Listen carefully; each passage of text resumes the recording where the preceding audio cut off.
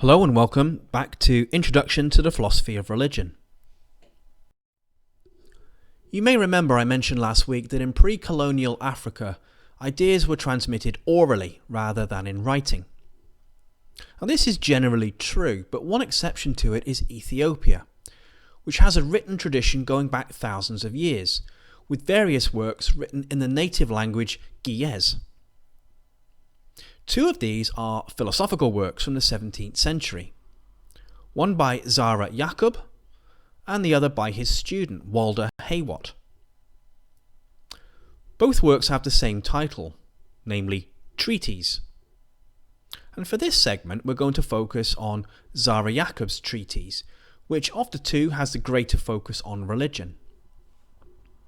It's a remarkable work for many reasons, not least because the ideas in it were developed during 2 years when Yacob lived alone in a cave. And we'll see how he ended up there shortly. Perhaps more noteworthy for our purposes is the way Yacob insists upon critically analysing the religious ideas of his day using his own reason to produce what might be described as a rational religion or rational faith. Now this predates similar efforts by European philosophers in the 17th and 18th centuries, though Yacob didn't influence these efforts because his work became known outside of Africa only later, in the 19th century.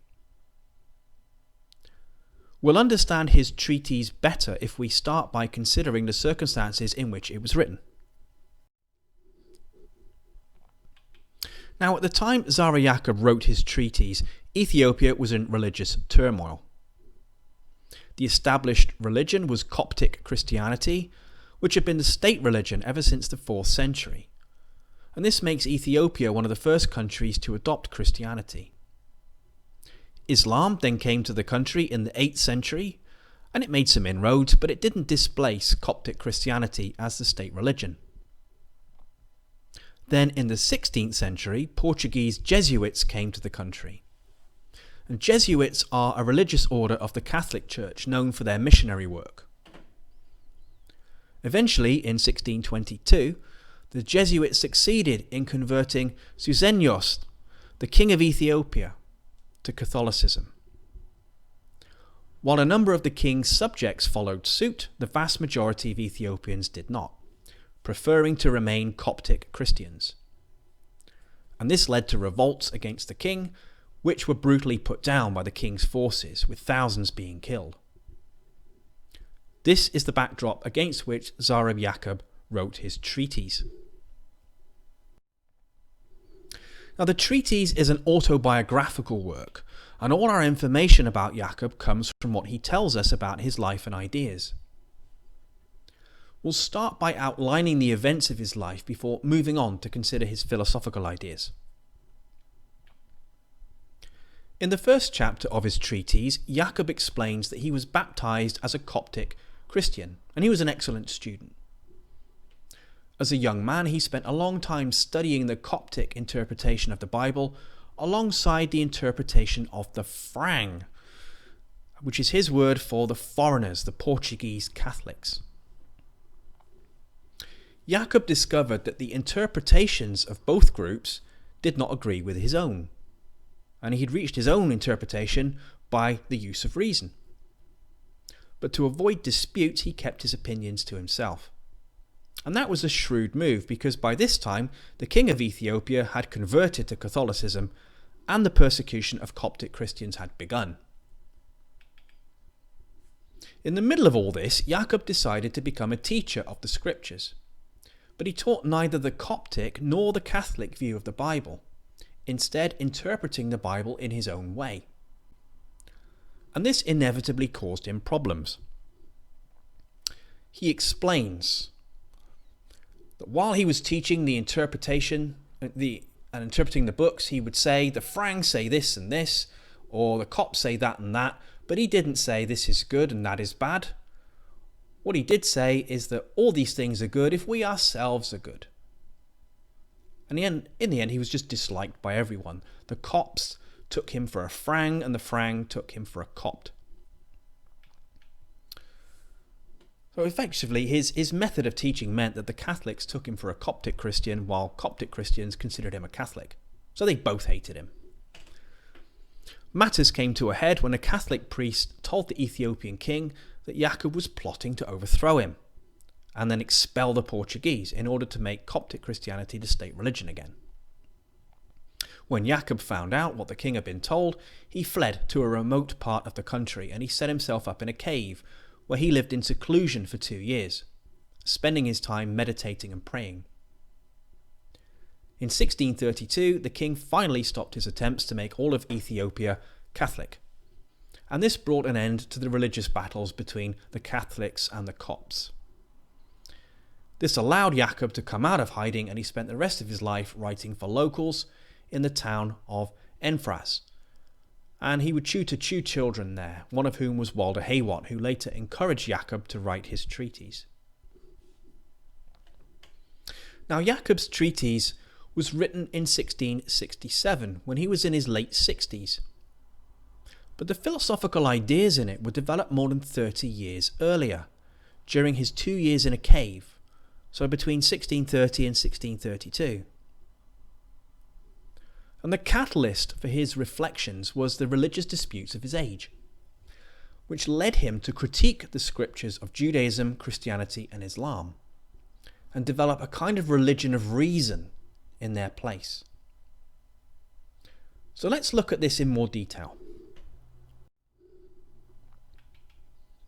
In chapter 3 of his treatise, Yacob tells us that he reflected for days on end about human conflicts, depravity, and persecution.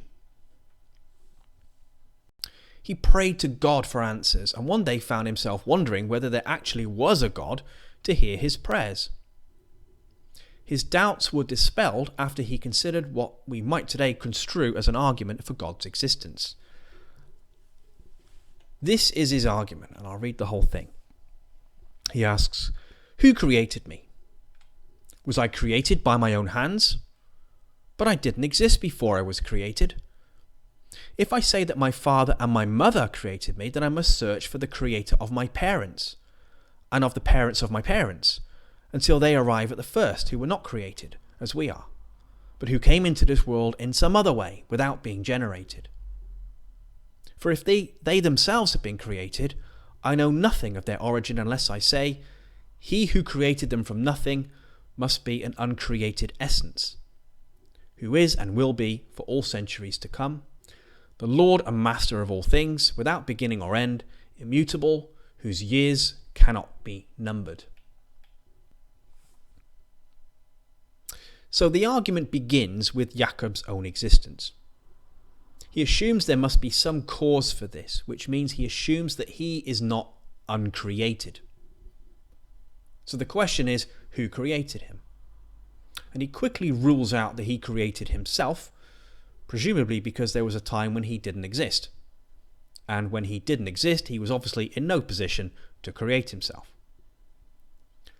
So to answer the question of who created him, he next turns to his parents. Perhaps they created him. But if so, that just pushes the question back a stage, because now we have to ask who created them. We might further suppose that his parents also had parents who created them, but this just pushes the question back once more, because now the question is who created the parents of his parents.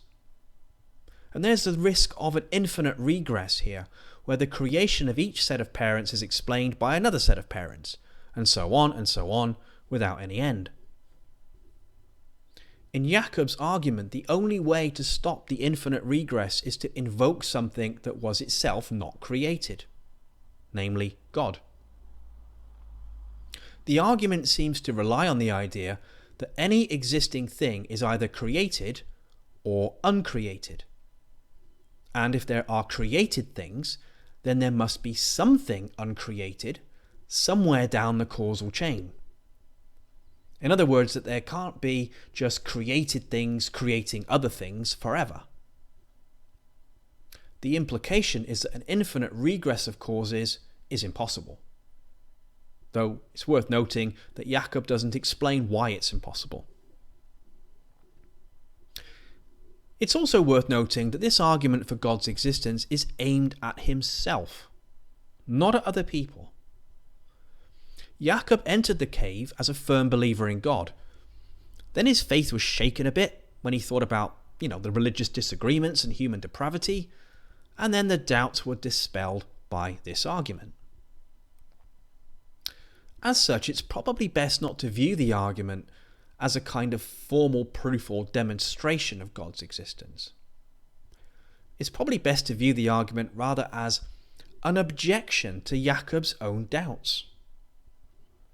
If we read it this way, then Yacob is simply reminding himself of God, rather than trying to construct a formal demonstration of God.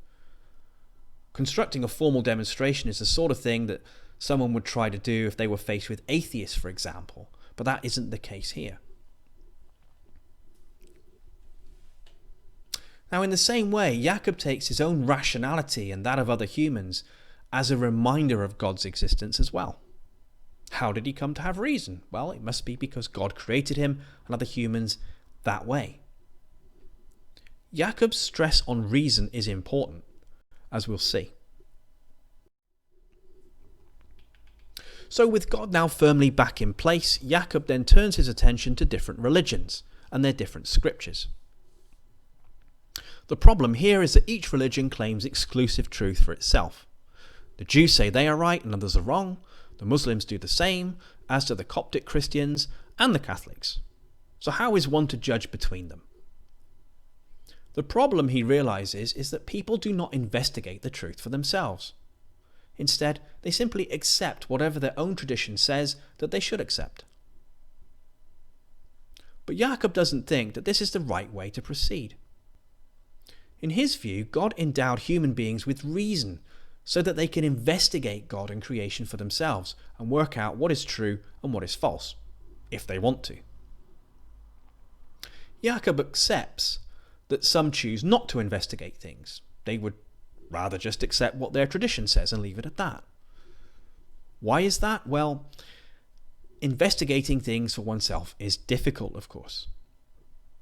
As he says, man aspires to know truth and the hidden things of nature, but this endeavour is difficult and can only be attained with great labour and patience. So whether we find the truth or not depends not only on the existence of reason, but whether we're prepared for some hard work when using it. And according to Yacob, some people are not prepared to put in the work. Instead, they take the easy path of accepting what others tell them to accept. And in the process, they end up believing things that are false. Now, we might think that Yacob is onto something here. As philosophers, we know that investigating things for ourselves is difficult. But is it really the case that a failure to engage in critical evaluation is really all down to personal choice? Could it also be that some people are naturally better equipped to do it than others? Yacob doesn't consider this possibility.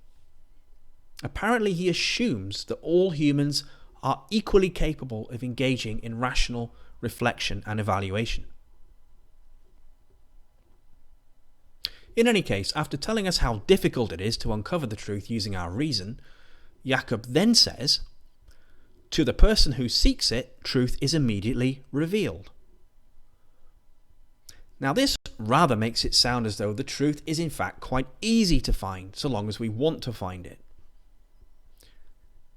Is Yacob contradicting himself here? Well, possibly, though we should note that this remark is made immediately before he identifies a number of religious beliefs and practices that he says are against reason.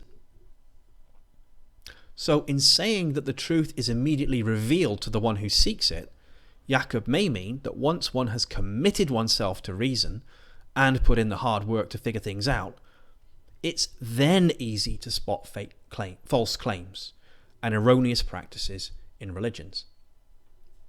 And he certainly goes on to give some examples of where the claims of a religion conflict with what reason teaches. So here are a number of them displayed on the screen.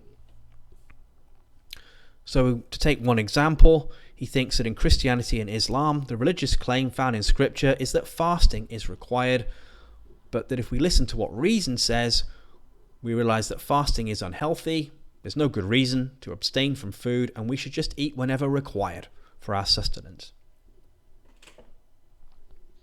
So the religious claims that he looks at are all drawn from Judaism, Christianity, and Islam. In each case, Yacob considers the religious claim to be absurd, and hence it's contrary to what God would command. And the upshot of this is that these religions cannot have a divine origin at all, but instead they must simply be inventions of human beings who have failed to employ their own reason correctly. Had these human beings genuinely sought the truth, they would have realized that these claims are false, he says. Yacob also rejects the suggestion that God would have a chosen people, as the Jews claim. He also disputes the idea that God's message would be delivered to only one group, as the Christians and Muslims each claim. In each of these cases, Yacob thinks this would constitute discrimination, which wouldn't be consistent with God's perfection. As such, Yacob thinks that God's message must be available to all through the use of reason. The implication seems to be that all humans can attain the truth about God and creation if only they want to and are prepared to put in the hard work required. As I noted earlier, this leaves no room for supposing that some people are just better at reasoning things out than others. But as Yacob sees it, those who fail to come up with the answers for themselves have only themselves to blame. He says they were lazy and didn't make the effort. And we might wonder why God would allow that to happen. Why people are permitted to be ignorant and to deceive themselves. And the answer Yacob gives is that the world is designed to be a test to see who is worthy. And interestingly, he arrives at this answer not through reason, but through a passage from the Catholic Bible. And that's a rare occasion where he strays from the path of reason. For the most part, though, Yacob sticks to reason. So, for example, on the question of an afterlife, Yacob appeals not to any book or passage of Scripture, but to reason. He notes that in this life a perfect justice is not to be found. The good often struggle while the wicked prosper. As God could not permit the good to go unrewarded and the bad to go unpunished, it must be that there's a life after this one, in which rewards and punishments are distributed according to desert.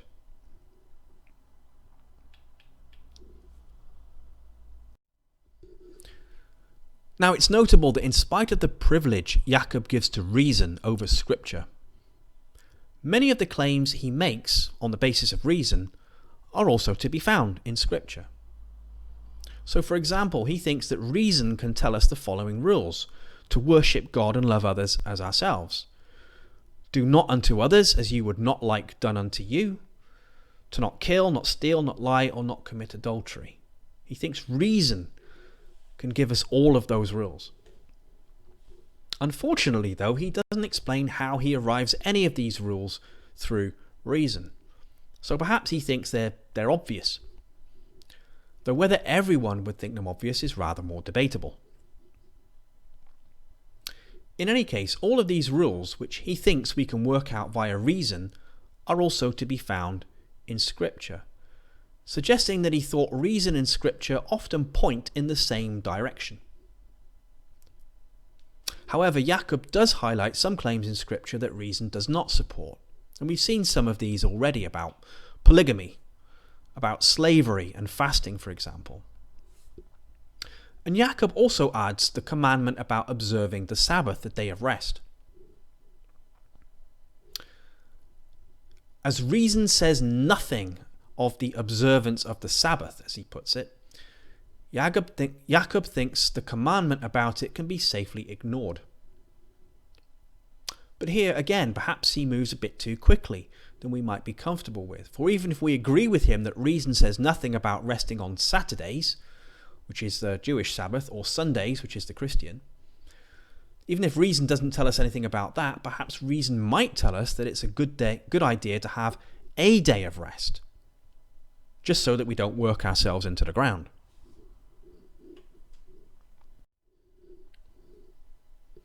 Although sometimes a bit short on detail, it's clear enough what Yacob thinks is the right approach for human beings.